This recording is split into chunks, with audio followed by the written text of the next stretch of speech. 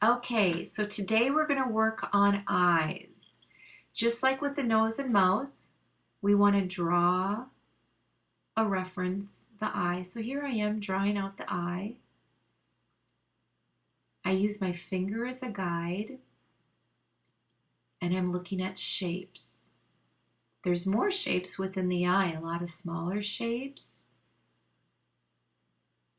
And I'm doing this the best that I can in the time that we have so I can paint it.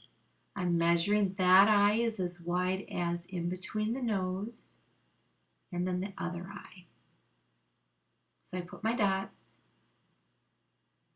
and I'm following. If that's the top of the eyelid, I just kind of follow across. You can use rulers, but we just want to get an eye, one of these drawn down so we can give it a go painting it in watercolor before we do our big portrait.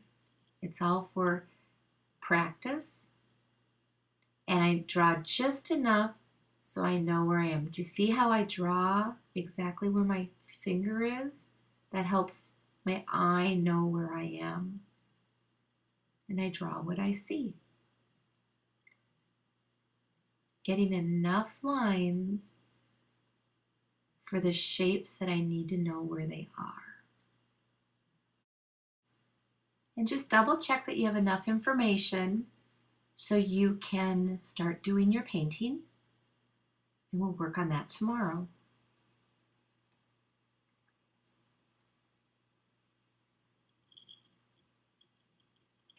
Okay, just like with the nose and mouth, we're going to activate our blues, purples, and a little bit of green.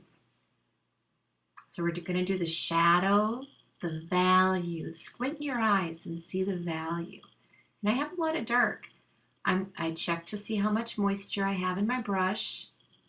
And I go and I paint in the darkest areas with a color. You can see that I pick up my drips and I drop in different colors. We're going to have a little bit more fun with our eyes than we did with the nose. Now that you're feeling more comfortable with how the watercolor works, you can see where I just got water and a little bit of pigment.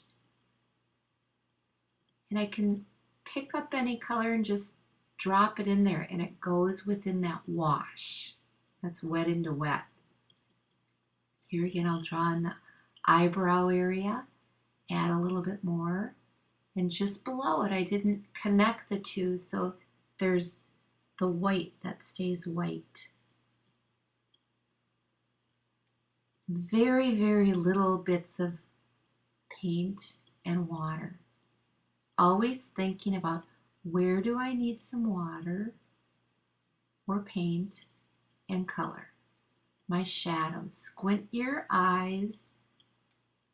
And the eyes are very dark here, so I'm putting in a value of blue. And if I put in a color in one place, I like to unify it and drop it in at least 3 other places in the painting. So I'm always painting around. And my painting is just a little horizontal here. It's not a full face. Building it up, but also waiting for it to just rest. And that's why I do one eye, I go over to the other. This paper dries very fast, so it lets me go back and forth. Now here's some browns with purple, and I'm going into the darker areas again, just touching it in.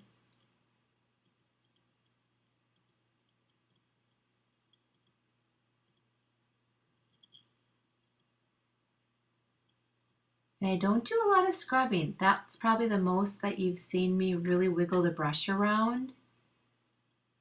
I want to just drop the color in and get out. And aren't those pretty dots? Just strip them up or suck them up. There you go. So do the underpainting.